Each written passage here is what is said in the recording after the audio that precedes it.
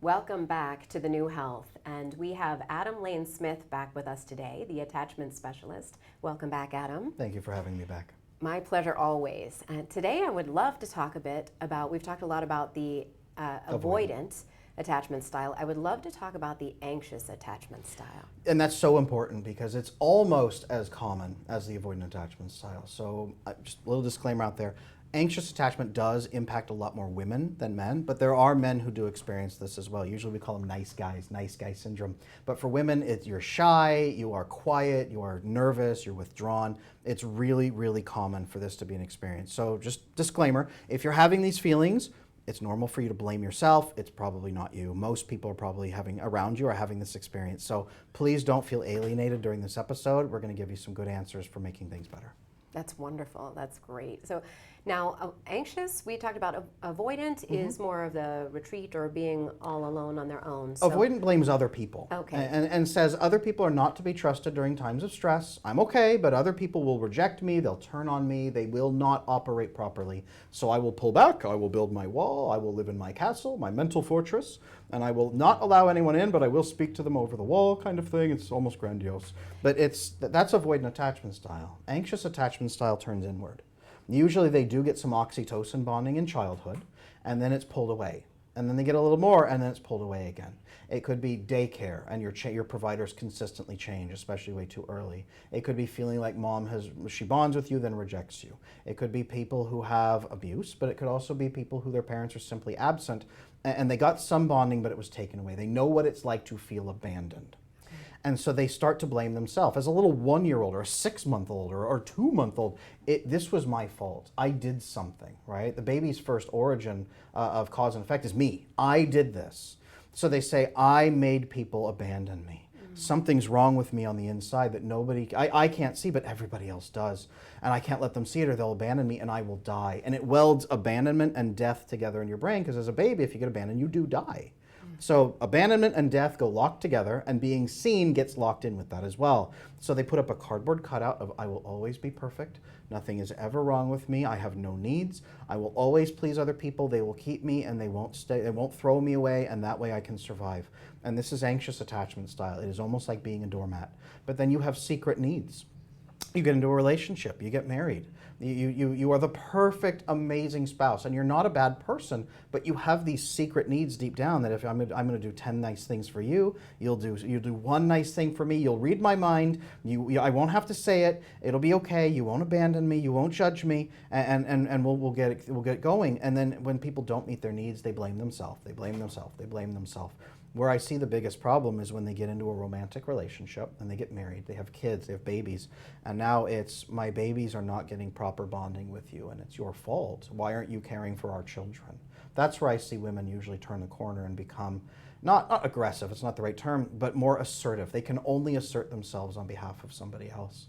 They can only do that for their children. And I see that transformation that leads to actually what it seems about 98% of divorces that I've seen in my years as a licensed marriage and family therapist. Most of that work, it was done with those cases of anxious women who finally were advocating for themselves, but they had felt like a doormat all those years because they felt like they had to, or they would die. Oh, wow. That's terrible. Wow, it is. That's terrible. Yeah, and that's why I start off. If you're feeling that right now, if this is resonating, I want you to know that the odds are extremely low that every person with anxious attachment style is deeply unlovable. Most anxious people, they have what we used to call an inferiority complex of everyone is better than me. I am the lone exception. But I have 5 kids. I know you have kids. I've never looked at a baby and said, that baby really doesn't deserve love, does it? No, I don't think so. But that's where this attachment style begins. That's where your nervous system started getting out of whack. That's where you started feeling unlovable, or you would be abandoned. No one will ever care for you. It was when you were a little infant. That's where this started. So if you were not unlovable then, you probably have a number of things now you think you're unlovable because of. You violated your principles and your goals to make people happy, for example. Now you don't respect yourself. Now you think you're the scum of the earth. Everything is now biased proof that you're unlovable. But it doesn't have to be that way. And you're not unlovable, by the way. You're not at all. So we've talked a lot about the neurochemistry of avoidant. Is it similar for anxious because they're still feeling like their nervous system is fairly unsafe? You know what's fascinating with an anxiously attached person, they develop an extreme addictive behavior toward oxytocin, because oxytocin then releases GABA, which allows your nervous system to soothe and be calm. So when they get somebody to give them oxytocin and feel loved and cared for, all of a sudden they feel safe and like they're not going to die anymore. So they run from relationship to relationship, seeking one person at a time, one person in their life, to nurture them and give them that oxytocin. And when they have that, they feel safe, but they feel helpless, completely powerless, that they have to get that through approval. So they are endlessly seeking approval to meet their addiction of oxytocin. And it creates a fear spike when it goes away, that it's an overwhelming fear spike. So when your avoidant partner pulls back, or someone abandons you, or you connect to somebody who is not ethical, which is very common because you're going to do that, seeking that level of approval, you're going to get it's ripped away, and you will do anything to get it back. This is why many anxiously attached women, they'll do anything for approval, and they start to hate themselves because of the things they've done for approval. Wow. Okay, so in that anxious space, then what do anxiously attached people do in order to help themselves? First step, I always say, number one is learning that attachment exists, so that maybe you are not the scum of the earth that you think you are. I guarantee you're not, but just there needs to be the tiniest amount of doubt that maybe. Okay? When you do that, number one, then the first thing you actually need to do is start learning to soothe your own nervous system. I usually teach this to my coaching clients through somatic body experiences. You have to have physical pieces back in the hindbrain that really begins fixing the nervous system and regulating it. I know you teach this extensively in your work as well. And this is the absolute number one thing you have to do, because that balances out the emotional right brain, soothes that agitation, restores logical functioning. Suddenly you can make long-term decisions again. Suddenly you can be calm and make logical assessments. And then you can begin, the next step is living to your principles and your goals. So when you have to make a decision, instead of doing what reduces friction and makes you feel safe in the moment by pleasing somebody, you say, you know what? And you say it out loud. I can't do X because that would violate this goal or this principle. So here's what I'm going to need to tell you is this goal and principle. Is there a way we can take care of things here between us without violating these? And a good, secure person who cares about you will say, absolutely, yes, let's do that, because they love that you're consistent and you're now a trustworthy person. A malicious person, let's just say it, a malicious person who wants to exploit you will be mad that you suddenly have boundaries, and they'll push through and demand that you violate those to please them. And this is how you filter those people out of your life. This is a great filter for toxic people. So if you start living to your goals and your principles, suddenly you don't have to be afraid of applying boundaries anymore. You're not arbitrary, you're not giving ultimatums. You are telling people, I need to live to these two things. This will make me a good person, and you should want this from me. So let's follow these boundaries and work together. I love that. I think that it's hearing the steps, that sounds really good. Mm-hmm.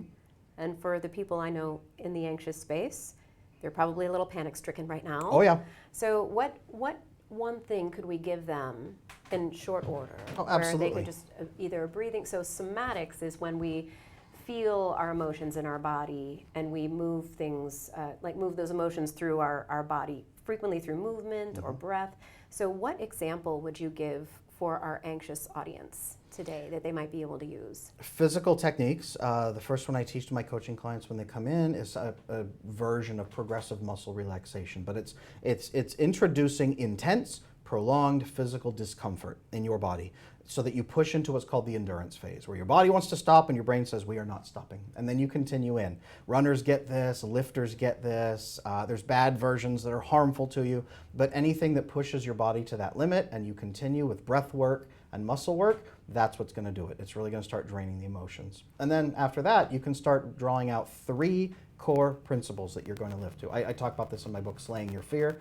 In that book, it talks you through guiding yourself into what are my 3 core principles I will always live to. From now on, I will make every decision this way. If you can pick 3 core principles and just start making your decisions based on those, everything will get better. Give us an example of 3 core principles. Mine are honesty. I have to always tell the truth and the fullness of truth. I can't let someone believe a lie. Mm-hmm.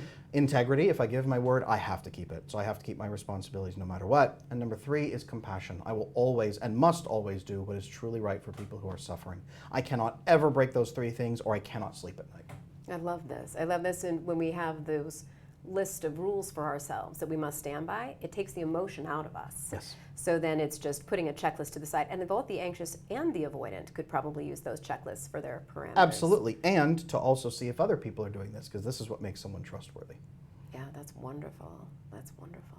So you said you have a book that you've written. You have a book out? I do. So there's a book on Amazon right now called Slaying Your Fear. It's only 100 pages. It's designed to be a fast, instant primer for people who want to jump in right now and learn how to resolve anxious attachment style. There's pieces in there very good for avoidantly attached people too, but it's primarily geared toward anxious attachment and that nervous approval seeking. You can get in and learn a lot right now very, very quickly about the 5 key steps of fixing anxious attachment style fairly fast. And those, we won't have time for those 5 key. We'll let you pick up the book, Adam Lane Smith's book, so that you can learn about those 5 key, you said key principles, key steps. Key steps. So that'll be a good read. I think that'll be really important for our audience.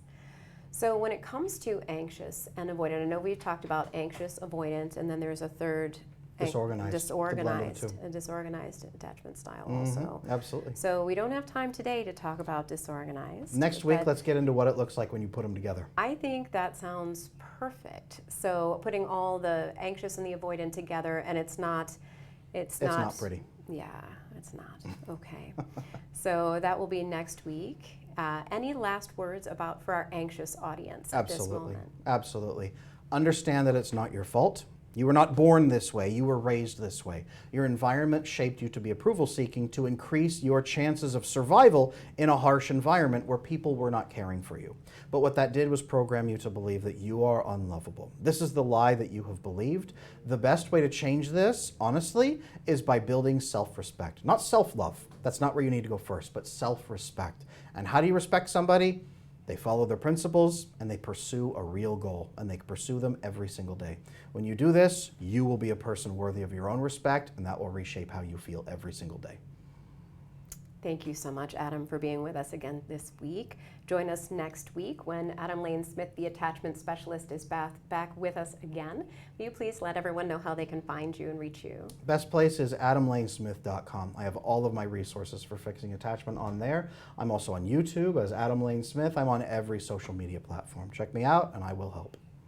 Thank you so much. So we'll be back after these messages, and stay tuned for our next guest.